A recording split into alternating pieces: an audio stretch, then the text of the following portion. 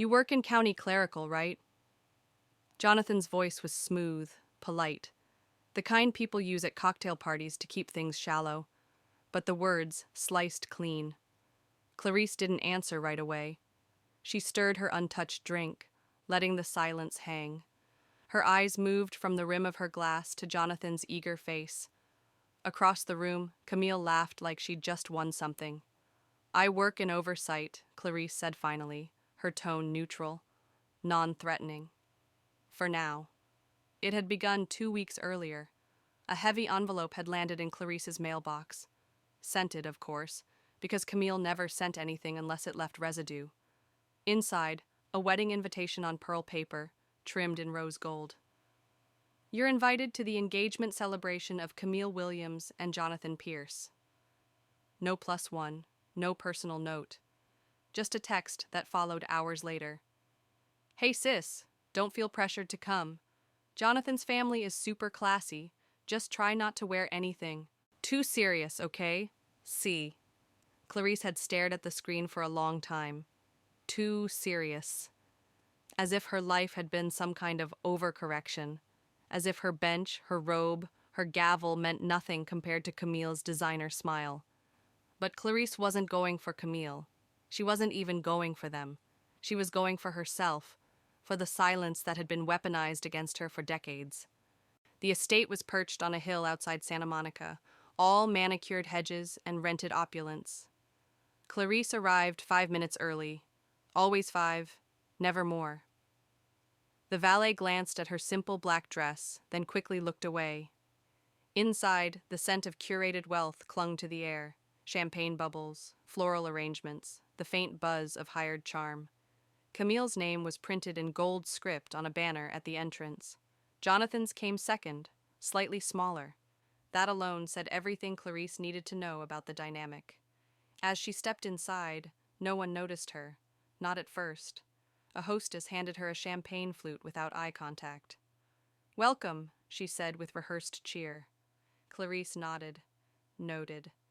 Camille spotted her from across the room, sequins flashing like warning lights. She glided over, performing for the crowd. Look who made it, she sang, kissing the air beside Clarice's cheek. Didn't think this kind of scene was really your thing? Clarice smiled thinly. It isn't, but I had the time. Camille's eyes scanned her sister's outfit. Black, huh? Bold choice. Most people associate that with funerals. Clarice didn't blink. Or clarity, she said. Camille tilted her head, annoyed that the jab hadn't landed. Well, just try not to make it weird, okay? Jonathan's family is big on appearances. Then maybe they'll get some real answers, Clarice replied. Camille laughed loudly. Classic Clarice, so intense. And then she vanished, swallowed by champagne and sequins. Later, Clarice found herself seated alone at the far end of a long banquet table. No one asked her name. A waiter nearly skipped her with the entree. Jonathan approached. Clarice, right? He said, offering a politician's smile. Camille's sister? That's me. She said you do something in government? Clarice tilted her head. Something like that. She mentioned admin work, office stuff. The insult wasn't cruel. It was worse. It was casual, dismissive. Clarice met his gaze, calm as a courtroom. That's not correct. He blinked. Oh? I'm a judge, she said simply. Silence expanded across the linen-draped table. A woman 2 seats down choked slightly on her rosé. A man to the left froze mid-bite. Jonathan's smile cracked. You're a judge? Superior Court, 11th District. From across the room, Camille turned, just as someone whispered, Wait, Judge Williams? Clarice didn't gloat. She didn't need to. She sipped her drink and said quietly, When people don't ask questions, they shouldn't be surprised by the answers. If you've ever been overlooked after giving everything you had, type 1. Clarice stared at the screen, blinking once, then again. Subject, D7357. Cross ownership, flagged from, confidential source. Attached, non-public ethics dossier, plus login, timestamps, plus document trail. There it was, buried inside the PDF, an internal housing development contract between Pierce Holdings and the city of Los Angeles. Camille's name appeared 3 times in metadata entries, under liaison advisor and personal reference. Worse yet, one of the digital approvals had been signed using a municipal clearance code Clarice knew was reserved for judiciary-related community reviews. Her own name was in the chain. She hadn't signed a damn thing. Hours earlier, she'd walked into chambers like any other Monday. Her assistant Maya, a sharp-eyed former data analyst, handed her the envelope. Came in late last night. No return address, just your initials. Clarice opened it over coffee, expecting case summaries. Instead, scandal. It's a whistleblower dump, Maya said quietly. The kind no one sends unless they want you to know, and not say it out loud. Clarice leaned back, her brain instantly calculating. If Camille was leveraging her name for access, especially on a high-value city contract tied to her fiancé's firm, this wasn't just betrayal, it was a legal landmine. Later that afternoon, Judge Rayner cornered her by the elevators. Heard you're reviewing a civic file outside your caseload. Clarice kept her voice cool. You heard wrong. He didn't flinch. You might want to remember how perception works, Williams. This city likes its judges quiet, not connected. She smiled without warmth. Then I'd recommend they stop attaching my name to things I didn't authorize. His jaw tightened. You're being watched. At home that night, Clarice reread the packet, over and over. Camille's fingerprints were all over it. VPNs traced to her fiancé's corporate IP, login anomalies tied to late-night approval batches, and a suspicious alias email, C. Williams exec PM data.io. She scrolled back through the metadata chain, the final signature before approval. C. Williams logged in from a device named Camille's MacBook Pro. She didn't need confirmation, but she wanted one. Clarice called Camille. The line rang longer than it should have before Camille answered, her voice syrupy. Well, look who remembered how phones work. You used my name. A pause, just long enough to confirm guilt. Camille laughed it off. Oh, relax. It was just a soft reference in the documentation. Jonathan said it made the contract look more grounded. It's not like you did anything. That's the problem, Clarice replied. I didn't. Camille exhaled dramatically. God, you're so intense. Again, why can't you just be happy for me, for once? You faked government clearance, Camille, on a municipal deal. You're blowing this way out of proportion. I'm not blowing anything, Clarice said flat. I'm preparing a report. That was when Camille's voice changed, cold, sharp. You really want to do this? Go ahead. But don't pretend it's about ethics. You just don't like that for once. I'm center stage. Clarice didn't answer, didn't need to. The next morning, she walked into court and found a sticky note on her computer. No signature, just a message. Drop D7357, or they'll drop you. She stared at it for a long time, fingers curling slightly over the edge. Someone had accessed her office. Someone knew what she was holding, and someone wanted her silent. Clarice slowly crumpled the note and dropped it into her drawer, on top of the signed copy of her judicial oath. If you've ever been warned to stay silent when you knew the truth, type 2. The usher squinted at the guest list, then back at her.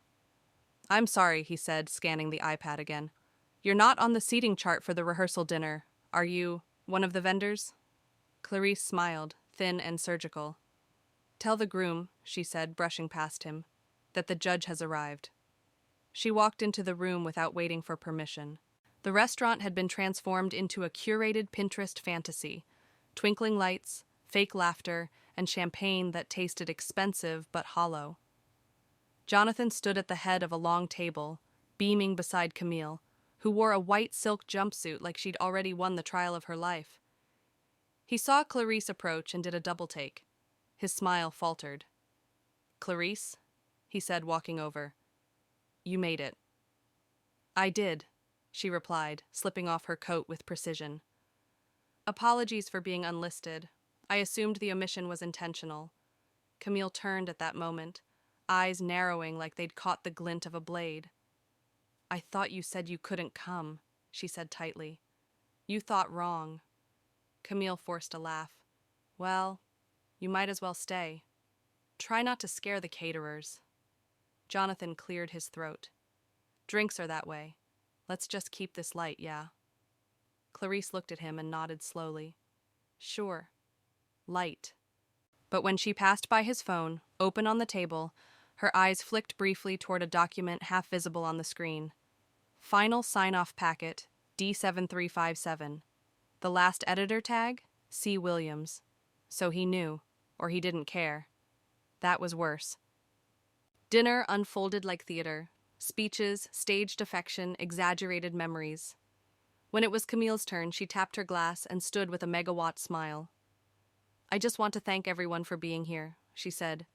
Especially my sister, who came despite her busy filing schedule. Polite laughter. She's always been the quiet one, the rule follower, the serious type. But maybe tonight she'll loosen up. More laughter. Clarice didn't blink. Jonathan leaned into the mic. We still don't know what Clarice actually does, right? A few chuckles. Someone murmured, Secretary of something? Camille winked. We're not really sure, but hey, government titles are tricky. That's when Clarice stood, slowly, calmly, like the beginning of a verdict. You used my name, she said, voice clear, cutting across the noise. Camille froze. Jonathan's smile died. Clarice, not now. You attached my identity to a city contract I never reviewed. You claimed clearance I never authorized. And you submitted documentation under a false reference tied to my office. The room went dead silent. Clarice walked to the center of the room, setting her clutch on the table like it was a folder of exhibits. You didn't just lie to the people here, she said, turning toward Jonathan. You lied on government paperwork. That contract's under investigation. And every time you listed me as soft verification, you committed another act of fraud. Camille's face drained of color. Are you threatening me? She whispered. No, Clarice said softly. I'm reminding you that the truth doesn't need permission to arrive. It just needs a name. Someone at the far table gasped. A woman near the stage whispered, She's Judge Williams from the Eastman case. The atmosphere cracked like glass. Phones slipped into hands under tablecloths. Search engines started humming. Jonathan stepped back, his voice cracking. You're a judge? Clarice nodded. I don't just work in law, Jonathan. I decide it. She turned to Camille one last time. You spent your life trying to erase mine, but you didn't count on silence having memory, and data having receipts. Camille opened her mouth. Nothing came out. Clarice picked up her clutch. Your wedding can go on, she said coolly, but the contract won't. Outside, the air was cool and still. Clarice's phone buzzed, 2 missed calls, 1 message, from Camille. You humiliated me. I hope you're happy. Clarice typed slowly, deliberately. Not happy, just done. Send. She stepped into the dark, heels clicking like a gavel on stone. If you've ever been reduced to silence only to rise with proof, type 3.